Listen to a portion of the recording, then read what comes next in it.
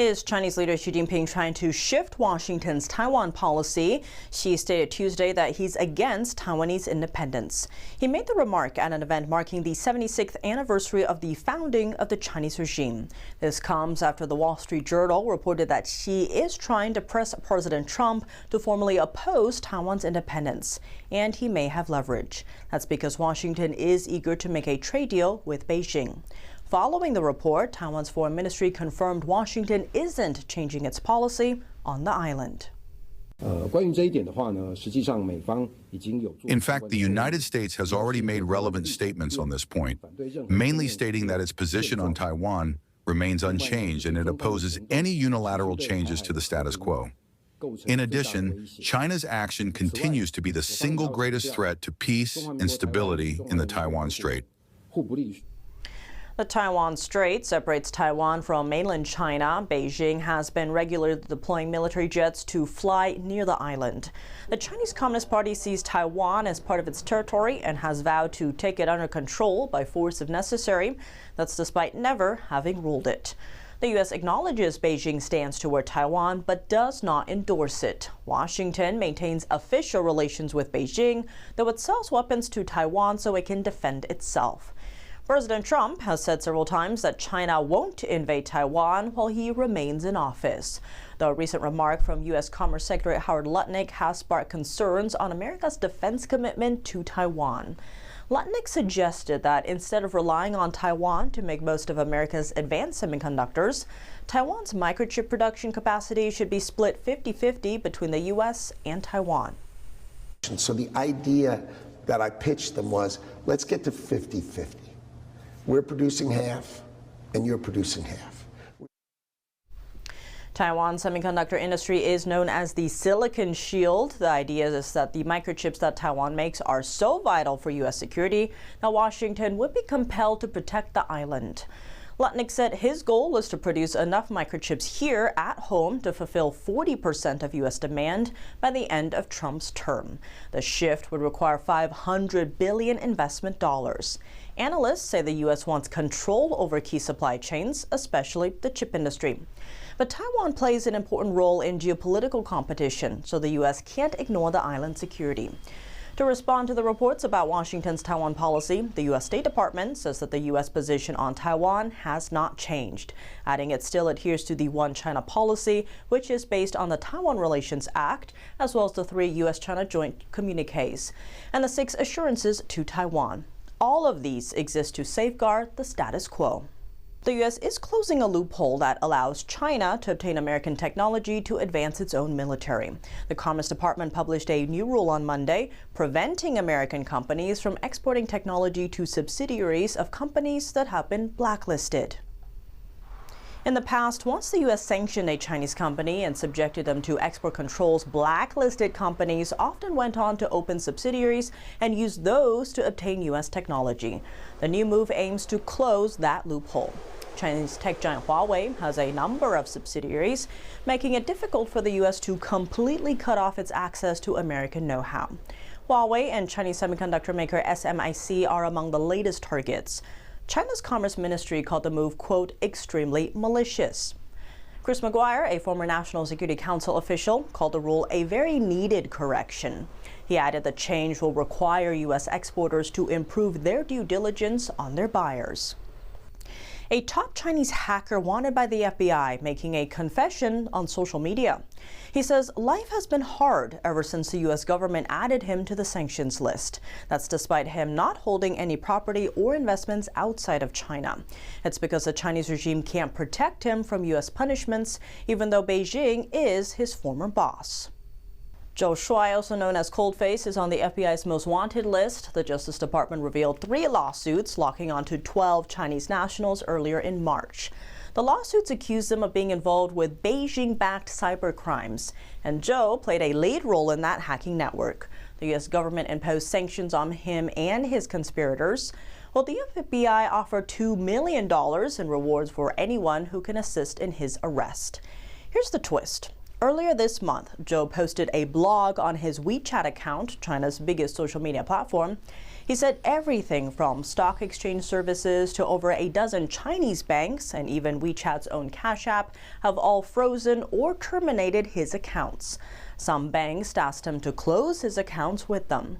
That's because all of those financial institutes are members of SWIFT, the globe's leading system for international bank transactions. And the Office of Foreign Assets Control under the U.S. Treasury Department makes sure SWIFT gets notified when the U.S. sanctions individuals like Joe. He says U.S. sanctions reached him in mere hours, and he quickly realized he was cut off from most banking services. He filed a lawsuit against all the institutes that denied him service. But 6 months later, nothing has changed. Now, even his blog post was scrubbed from the web after overseas media outlets reported on his experience. Tensions between the East and West are heating up. The Chinese Communist Party has been aggressively developing its military and equipment in recent years, posing a global threat. Now, the Trump administration is accelerating military reforms to counter America's greatest adversary. On Tuesday, President Trump addressed the nation's top generals and admirals from around the world in Quantico, Virginia. He says he's putting an end to political correctness in the military. The apparatus of our country was not set up for merit.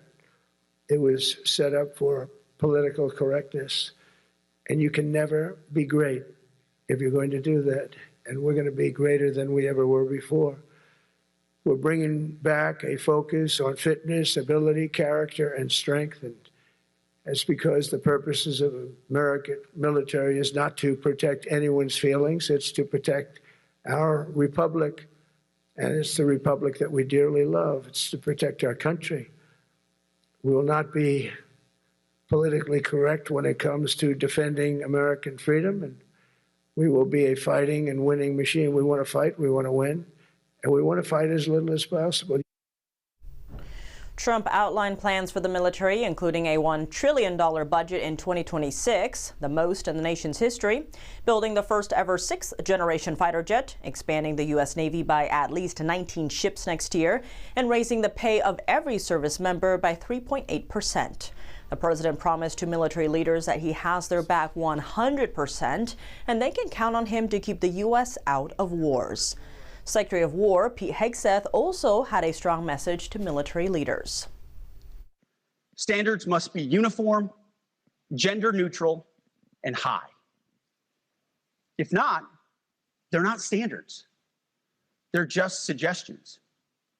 Suggestions that get our sons and daughters killed. When it comes to combat arms units, and there are many different stripes across our joint force, the era of politically correct, overly sensitive, don't hurt anyone's feelings leadership ends right now. The secretary said that for too long, the military promoted leaders for the wrong reasons, based on their race, gender, and other so-called historic firsts, but that ends with the Trump administration. Hegseth criticized overweight troops and generals, saying they are unacceptable and create a bad look. He said that from now on, service members will have to meet height and weight requirements and take fitness tests twice a year. The secretary also said no to beards, long hair, and superficial individual expressions. Hegseth had a message to military leaders. Those who disagree with the new policies should resign. Next, southern China's Guangdong province is battling a months-long mosquito-borne virus outbreak. It's called Chikungunya. Social media videos reveal strict COVID-era measures are being brought back to China's streets. Many residential compounds are blocked down, and residents are complaining about their having their movements restricted. The city of Jiangmen appears to be worst off. Official reports documented over 3,000 new virus cases within a week. Authorities sounded a level 3 public health incident alert days ago and deployed public health personnel to the city. Many parks and residential compounds are under lockdown. Some residents posted online asking what the need for lockdown is when the virus does not have human-to-human transmission. Guangdong is among the most populous provinces in China. Now, some streets have been emptied by authorities as they spray for mosquitoes on mass scale. The city claims its goal is to create zero-mosquito spaces. The Chinese regime also used identical slogans like Zero COVID 5 years ago. Those tactics turned into draconian measures that violated Chinese people's ability to move freely. Chikungunya is spread via mosquito bites. Patients normally suffer days of joint and muscle pain or fever. Last month, the U.S. CDC issued a Level 2 travel alert for Guangdong, suggesting U.S. citizens take precautions when traveling there. A deadly gas leak in China's Hebei city has left at least 5 workers dead and 3 injured. Sulfuric acid overflowed at a chemical plant Monday morning local time. Officials say the acid spilled into a septic tank, triggering a release of toxic gas. Residents reported a strong foul odor lingering in the air. Authorities have now contained the leak and the plant has been shut down. Even before the incident, the plant had a troubled history. In 2018, massive amounts of released wastewater killed over 280,000 pounds of fish, devastating nearby fish farms. And in 2022, gas leaks were reported due to faulty equipment. The facility is located within a residential area. Congressional Democrats are not backing down on their health care and budget demands, raising the possibility of a government shutdown at midnight. NTD's Melina Weiskup has the update. Democrats continue to demand Republicans to include in the short-term funding bill a provision to extend Obamacare tax subsidies. They say this is the only way Republicans will get their votes to keep the government open. Listen. We have very large differences on health care and on their ability to undo whatever budget we agree to through rescissions and through impoundment. So what Schumer is trying to do here is essentially to use this shutdown as leverage to get assurances from Republicans that whatever budget they agree to for next year, Republicans won't then try to undermine later by using more pocket rescissions packages to go back and cut from that agreed upon 2026 budget. Now remember, the Republican-controlled House already passed a short-term extension of government funding to keep the lights on through November, but it failed in the Senate because of lack of Democrat support. So Republicans say there's nothing to negotiate on their bill because it's simply meant to extend the government funding levels that both Democrats and Republicans already agreed to last year. Basically, the White House meeting did nothing to prevent the possibility of a shutdown. If they want to talk about how to fix American health care policy, let's do it. The Speaker would love to do it. The Senate Majority Leader would love to do it. Let's work on it together, but let's do it in the context of an open government that's providing essential services to the American people. That's all that we're proposing to do, and the fact that they refuse to do that shows how unreasonable their position is. I think we're headed to a shutdown. So what happens if the federal government shuts down? It's actually a partial shutdown where some essential services are kept. Mail service will continue to run. Social security checks will still go out. Essential workers like FBI investigators, CIA officials, among others, will stay on duty, though those who are still going to work while the government shut down won't get paid until Congress acts. But then those who are furloughed during the shutdown will get back pay for the time that they were out. Though a government shutdown this time will have more consequences than previous ones. That's because the Trump administration directed agencies to use this opportunity to get a better understanding of how they can reduce the federal workforce permanently to further the administration's plans of slashing the overall size of the federal workforce. Trump this morning was asked how many federal workers he plans to lay off. Here's what he said. Well, we may do a lot, and that's only because of the Democrats. And as you know, they want to be able to take care of people that have come into our country illegally, and no system can handle that. But for the time being, Republicans are pinning their hopes on the fact that Democrats might cave and let go of their demands like they did back in March. Reporting from Washington, D.C., Melina Weiskup, NTD News. Parts of the federal government could shut down tonight. That's due to a funding impasse centered on the cost of health care. Here's a look at how a shutdown might affect you. In a shutdown, non-essential federal employees face furloughs. For Americans, that might affect customer service, paperwork, national parks, food inspections, and more. The White House is threatening to fire some workers. Social Security payments will continue, but the timing could be confusing. Today, an unrelated executive order is ending paper government checks. Meanwhile, a shutdown could cause travel delays. Planes will take off, but it's going to be a massive strain on the system. Some experts worry a government closure could hurt the economy. It also could delay the release of economic reports crucial to investors and the Federal Reserve. This will be a momentous week for the U.S. economy and the financial markets. Moving on to a landmark Chinese espionage case that's souring China-Europe relations. A former assistant to a German lawmaker was sentenced on Tuesday to nearly 5 years behind bars. He acted as Beijing's eyes in Europe for over 20 years, collecting intel on Chinese dissidents and information from inside the European Parliament. NTD's Flora Hua has more on the story. Jian Guo is slated to spend the next 4 years and 9 months in prison as punishment for decades of convicted spy activity for Beijing. This has been the most serious case of Chinese espionage in Germany to date. The court found that the defendant had been working for the Chinese Secret Service in the Federal Republic of Germany for almost 20 years and had become extensively involved in Chinese intelligence efforts here in Germany. He was born in China, but later became a naturalized German citizen. What's catching public attention is the identity of his old employer, a former European Parliament member and now a German lawmaker who represents the opposition AfD party. According to court documents, from 2019 until getting his arrest in 2024, Guo used his role to leak more than 500 sensitive documents linked to the EU and its political parties to China. Besides that, Guo also helped Beijing suppress Chinese dissidents and faith groups in Europe. That's on top of collecting personal data on over 25,000 Chinese dissidents. According to the Epoch Times, they floated the idea to push a EU Parliament resolution last year against the spiritual meditation practice Falun Gong. Those details were part of an intercepted conversation between Guo and a Chinese intelligence officer.